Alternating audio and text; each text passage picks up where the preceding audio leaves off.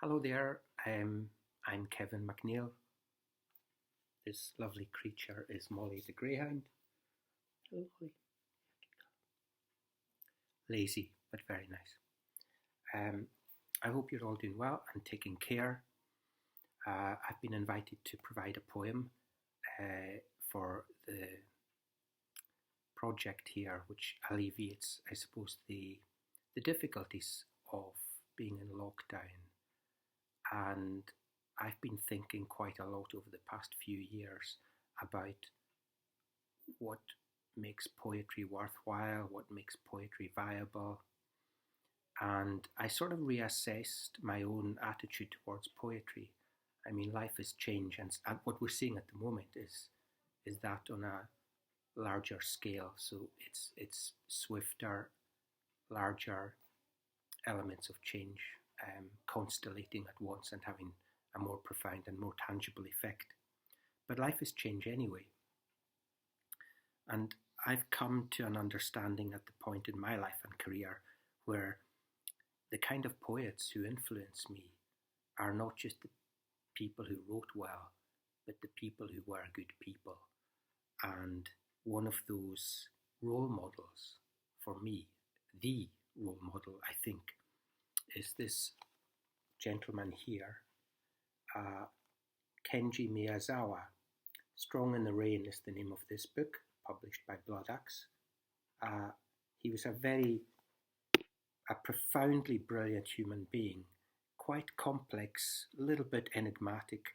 The poetry takes concentration, but some of the poems are more direct. They're just purely emotionally powerful. In fact, his poem Strong in the Rain is probably the most well-known and most quoted modern poem in Japan. He saw no success during his short life. He died young. His younger sister had an even more tragic life. But he always tried to help people, and he was a phenomenal human being, I think. Where are you going, Molly? Come back. This is your moment of stardom. Nonplussed.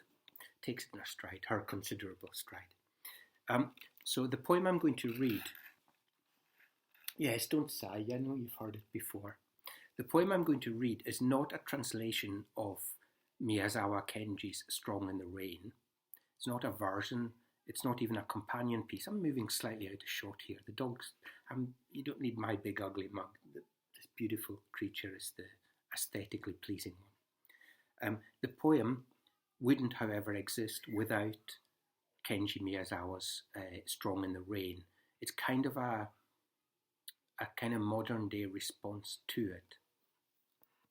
And it's kind of about poetry and the kind of poem that I now engage with or appreciate, or the kind of poet that I would strive to be. I called it More Transparent Than Rain.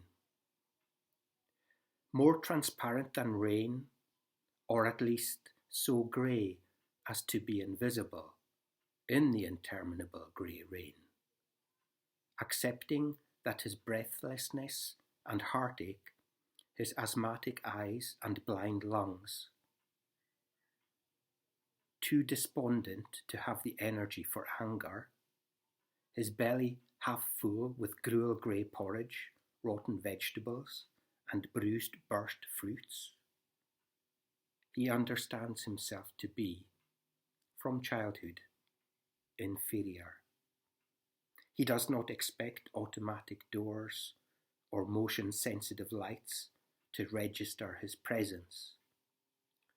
No worthwhile photograph of him exists. He limps through damp, drafty rooms, which only spiders, moths, or mould would call home, in a city he has never recognized nor understood. Whenever he meets someone, he pictures the when, the how, the aftermath of their death. He has forgotten what it is to be spontaneous, to be gigglingly happy, or to live, but momentarily, free. He is ceding the fight to be who he was meant to be. His worst bested him. Gossip misunderstood him wilfully.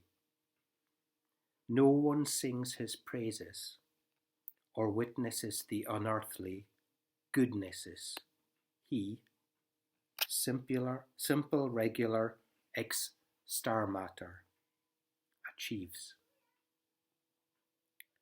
A poem where the poet is a compassionate deed.